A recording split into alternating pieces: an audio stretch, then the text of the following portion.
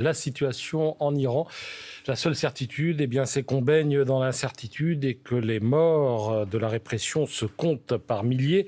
Le fils de l'ancien Shah d'Iran, qui ne fait d'ailleurs pas forcément l'unanimité, lui est convaincu que la République islamique va tomber. Ce n'est pas une question de si, mais une question de quand, dit-il, appelant les Iraniens à descendre à nouveau dans la rue. Mais que pèsent les mots, que pèsent les injonctions venues d'ailleurs quand sur place la brutalité fait loi? En d'autres termes, les Iraniens peuvent-ils en finir avec les mollahs sans aide extérieure? C'est une des questions que nous allons traiter dans les minutes qui viennent. Mais tout de suite, je voudrais qu'on aille retrouver Lise Vogel, qui se trouve place du Panthéon, au sein de cette manifestation en soutien au peuple iranien. Vous êtes, Lise, alors on me dit dans l'oreillette que Lise n'est pas encore prête. On la retrouvera au cours de cette émission et je vais vous présenter tout simplement nos invités. Tout simplement, Manaz Shirali, bonjour madame. Bonjour. Sociologue, politiste, spécialiste de l'Iran, auteur également d'un livre intitulé Fenêtre sur l'Iran, le cri d'un peuple bâillonné, c'est aux éditions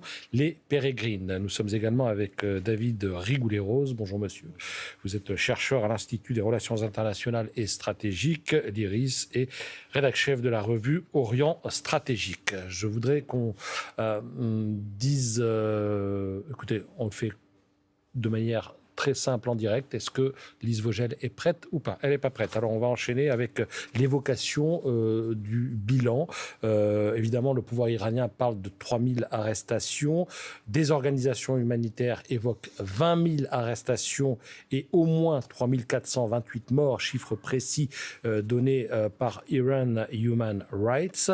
Est-ce que vous craignez qu'on assiste à la répétition d'un scénario déjà vu, à savoir qu'il y a révolte, il y a des encouragements qui viennent de partout, du monde entier.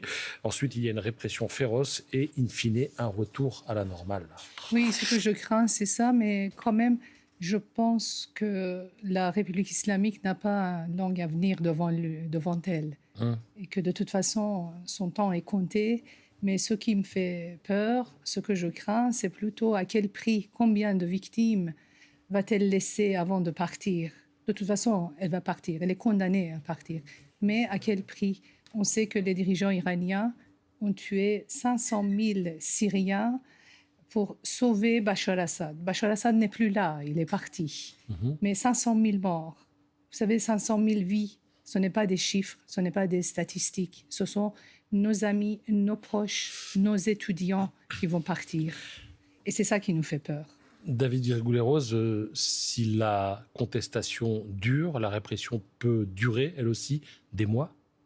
De toute façon, la répression a fait son œuvre, puisque aujourd'hui, les rues sont vides, quasiment. Donc, elle a été terrible. Elle était une férocité proportionnelle à la perception que le régime jouait sa survie, ce qui était le cas. Donc, on n'a pas encore tous les chiffres parce que c'est très difficile de collecter les données de manière certifiée. Mais en tout cas, ils sont largement sous-évalués. Et oui, le régime, pour la première fois, probablement depuis 1979, a considéré qu'il jouait sa survie, ce qui n'était pas le cas des précédentes vagues de manifestations. Parce que... vous trouvez une différence entre ce qui se passe là et ce qui s'est passé peut-être il y a 2-3 mois? Ça n'a rien à voir. Là, on est arrivé, il y a un point de non-retour. Alors, le régime, de toute façon, était structurellement condamné après les manifestations...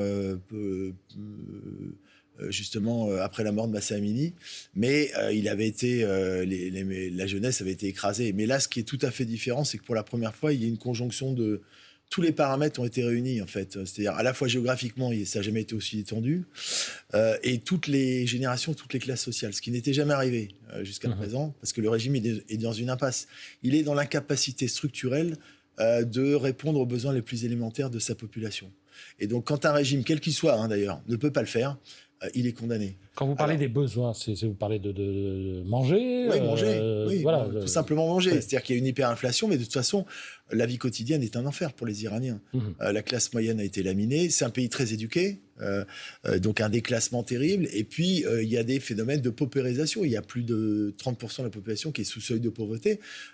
Certains vendent leurs organes pour survivre. Les familles. Donc, je veux dire, il y a la question de la faim et devient un enjeu majeur. C'est même plus... Donc là, évidemment, il y a le politique qui se télescope, mais l'enjeu, il est là-dessus. C'est que le régime ne pourra pas tenir à partir du moment où il n'est pas en situation de pouvoir répondre.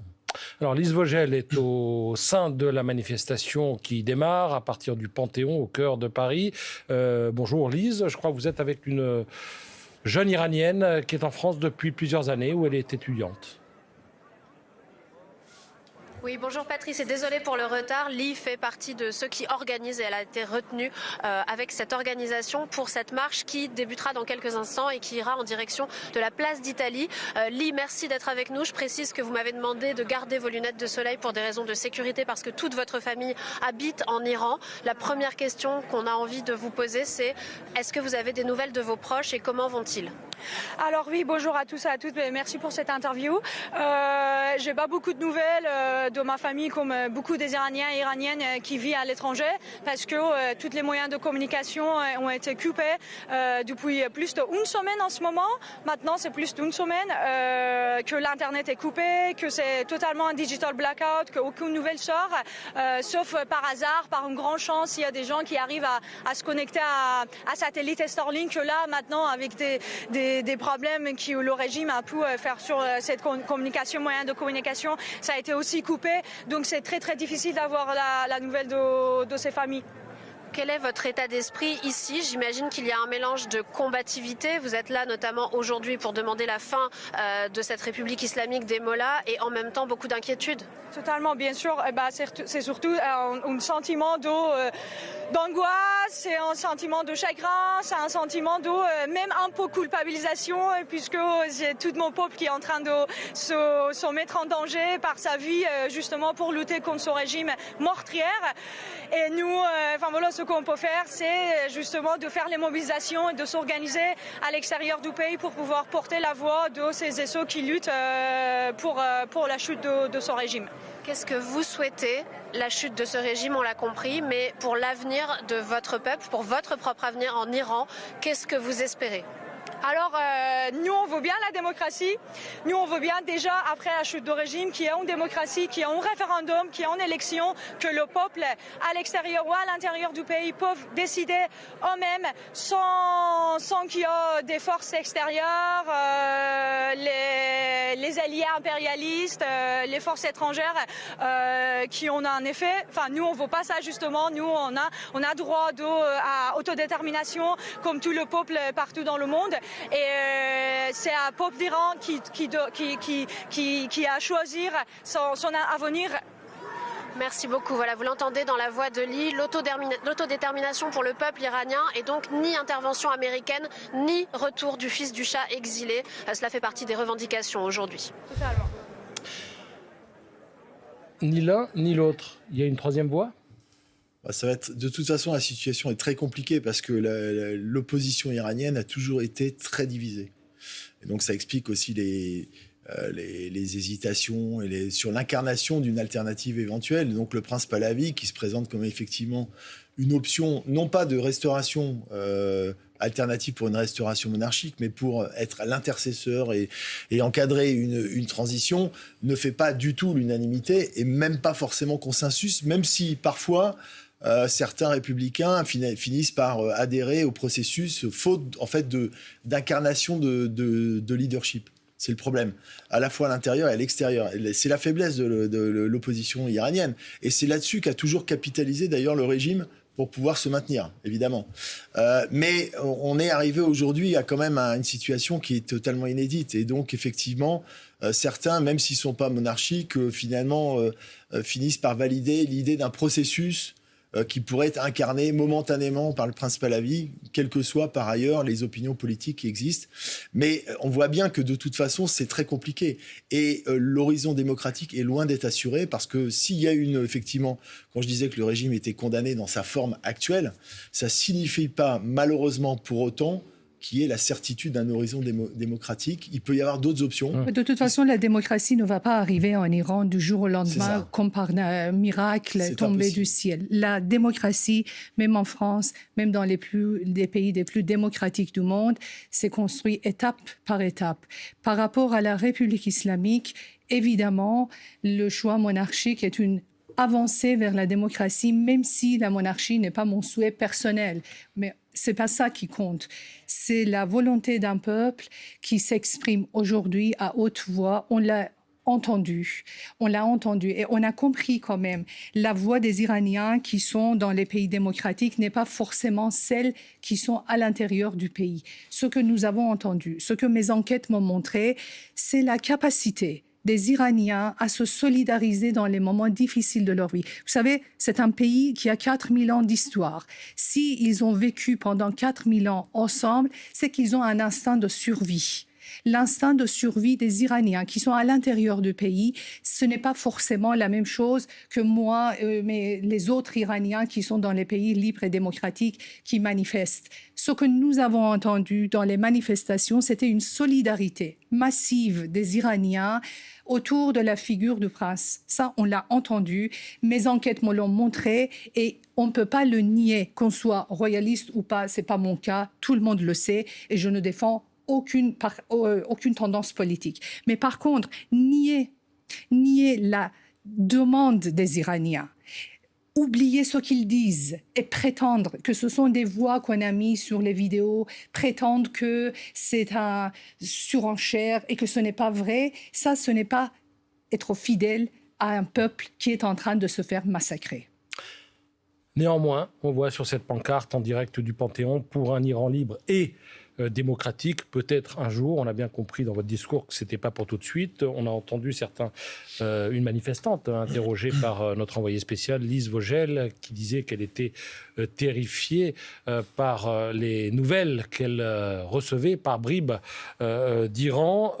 Il y a de quoi l'être, effectivement, quand on voit ce reportage signé Stéphanie Pérez, Nicolas Hauer, Mortaza Beboudi et Ludovic Lavieille, qui sont allés à la frontière irako-iranienne recueillir des témoignages d'Iraniens qui avaient réussi à passer la frontière pour fuir leur pays. Dans les montagnes du Kurdistan irakien, à 2000 mètres d'altitude, l'un des postes frontières avec l'Iran. Sous le regard de l'ayatollah Khomeini, le fondateur de la République islamique, ces Iraniens des villes frontalières viennent chercher en Irak du répit après le chaos et les centaines de morts des manifestations. Pour la première fois, nous pouvons parler avec eux. Ce couple, dont nous protégeons l'identité, nous dit sa désillusion, alors que le régime a tremblé, mais tient toujours debout. Le seul espoir du peuple, c'était que les Américains interviennent. Maintenant que Trump a reculé, beaucoup de gens sont désespérés. C'est dur. Moi, je ne suis pas sorti manifester. J'ai déjà été arrêté une fois. J'ai trop peur de retourner en prison. Dans un Iran traditionnellement nationaliste, cet appel aux États-Unis est une première et loin d'être un cas isolé. Des confessions difficiles à obtenir auprès d'Iraniens qui vivent traqués. Il y a des caméras sur le mur là. Ils peuvent me localiser et venir me chercher, il faut qu'on bouge. Ce commerçant sur ses gardes vient se fournir en Irak, mais son activité est aujourd'hui menacée. Je vendais mes produits sur Internet et maintenant que le réseau est coupé, je dois me débrouiller. On ne peut plus se connecter avec notre pays. Ça aurait été mieux si Trump avait attaqué. Et cet autre commerçant a appris aujourd'hui, comme les autres Iraniens, que le réseau Internet serait certainement coupé jusqu'à fin mars. On est comme une nouvelle Corée du Nord, la Corée du Nord numéro 2. Ce qui nous frappe à ce poste frontière, c'est la terreur de ces Iraniens qui ont accepté de nous parler. Terreur face au climat de répression et à la menace accrue de représailles. Stéphanie Pérez, à la frontière entre l'Irak et l'Iran. La question qui nous anime ici est de savoir si l'Iran peut s'en sortir, les Iraniens se libérer des mollahs sans aide extérieure. Et toute la question est de savoir ce qu'on met derrière le terme aide. Je prends un exemple. Début janvier, Donald Trump avait menacé de frapper très fort l'Iran si les autorités commençaient à tuer des manifestants. Il avait même promis à l'époque que l'aide arrivait. Eh bien, ils ont tué et il ne s'est rien passé. Oui, alors il y a effectivement une suspension de ce qui était attendu, médiatiquement d'ailleurs, d'une éventuelle opération américaine, ce qui ne veut pas dire qu'elle est caduque dans son principe. D'ailleurs, il a dit que toutes les... Oui, on peut apprendre demain matin qu'il y a eu une attaque. Oui, avec Trump, il faut toujours se méfier, parce qu'il est dans une logique, une stratégie de toute façon de brouillage des perceptions. Depuis, on l'a vu d'ailleurs à l'été dernier, lorsqu'il était dans les négociations et qu'une opération militaire a été finalisée en cours de négociation. Donc, il faut être très prudent. ça ne veut pas dire qu'elle est devenue caduque, même si elle a été incontestablement suspendue.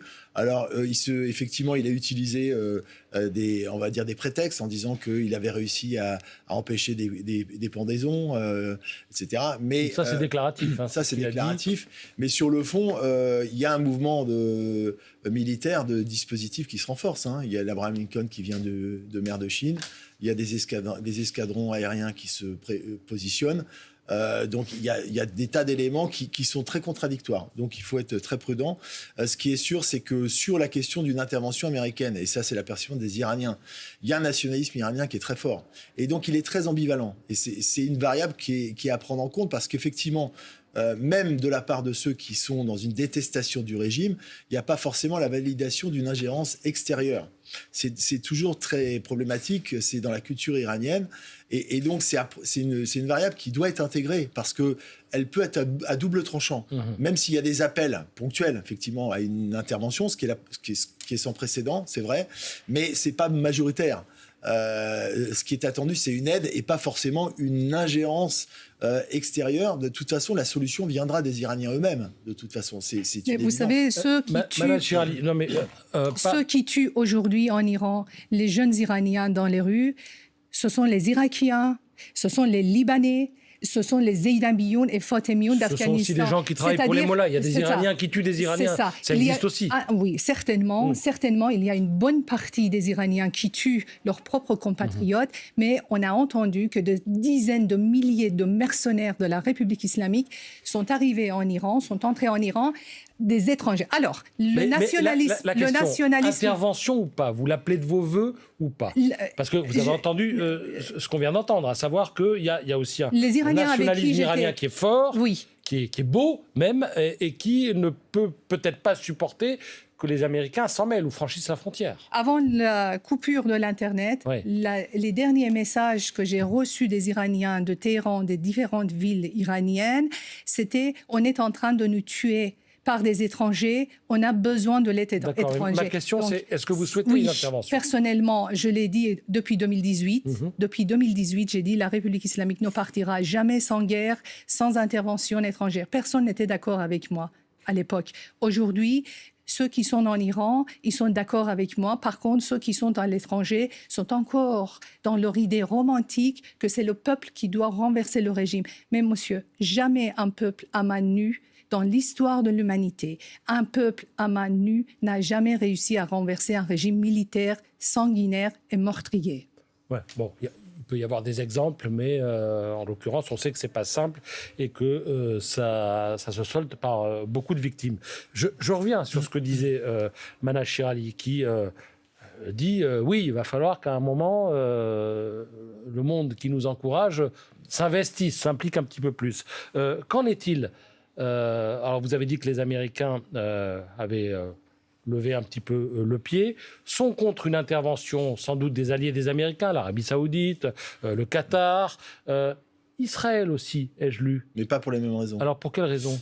Dans le cas des pétromonarchies, ça se conçoit aisément, parce que les pétromonarchies... Enfin, vous évoquez les pays arabes, et c'est surtout l'Arabie Saoudite, d'une part, le Qatar, et puis Oman. Mais Oman ne se sent pas exposé. Oman pense que ce serait potentiellement dévastateur en termes d'équilibre régional.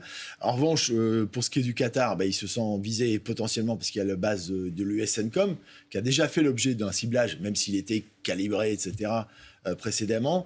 Et puis l'Arabie Saoudite, parce que le prince Mohammed bin Salman, qui a renoué formellement avec Téhéran en mars 2023, veut, lui, à l'obsession de la réalisation de son plan Vision 2030. Et il sait que ça ne peut pas intervenir dans un contexte belligène. Sans parler du fait qu'il y a un précédent en Arabie Saoudite, le 14 septembre 2019, où les bases, enfin les infrastructures pétrolières avaient été visées par des proxys iraniens, sinon par l'Iran lui-même. Et donc, ces pays sont très inquiets, évidemment. Israël a demandé aussi une pause tactique, mais pas pour les mêmes raisons. C'est pour pouvoir se préparer à une éventuelle réplique annoncée par l'Iran en cas d'opération américaine. Donc, on voit bien qu'il y a une convergence d'affichage, mais pas pour les mobiles ne sont pas identiques. Ils ne sont pas du tout identiques. Mana Shirali, est-ce que vous craignez que, d'une manière ou d'une autre, Donald Trump deal quelque chose, je ne sais pas quoi, mais quelque chose avec les mollahs, et puis que finalement il reste en place. Et question dans la question, comme ça vous me ferez une réponse groupée, êtes-vous déçu par l'attitude de l'Union européenne dans cette affaire? Et qu'attendez-vous d'elle si vous êtes déçu? Oui, je suis profondément déçue, mais ça ne m'étonne pas, parce que ça fait quand même 47 ans que les pays européens sont en compromission avec la République islamique. Les pays européens, ça fait 47 ans qu'ils ont fermé leurs yeux sur les crimes contre l'humanité, contre les crimes de guerre que la République islamique a commis en Ukraine. On a fermé les yeux là-dessus. On n'a jamais vraiment réagi comme il fallait face à ce régime qui est un danger pas seulement pour les Iraniens, pas seulement pour le peuple de la région, mais pour la planète entière. Donc, on n'a jamais véritablement pris les mesures nécessaires contre un régime aussi dangereux. On n'a même pas voulu connaître sa nature. Donc, ça m'étonne. Mais est-ce que je suis déçue de Donald Trump? J'attends. Parce que, comme M. Rigolero l'a très très bien dit, il a parfaitement raison, c'est quelqu'un qui dit une chose mais qui fait autre chose. On voit les ports d'avions qui sont en train de se diriger vers l'Iran. Ce qui va se passer dans les jours à venir, personne ne peut le prédire. Et je précise qu'une dépêche est tombée là pendant que nous dissertions, disant que le président Khamenei, l'ayatollah Khamenei, annonce qu'il faut, je le cite, briser le dos des séditieux. Il a aussi accusé Donald Trump d'être coupable de la mort des manifestants, au terme sans doute d'un processus de réflexion qui peut échapper au commun des mortels que nous sommes. Je vous remercie pour ce débat sur la situation en Iran.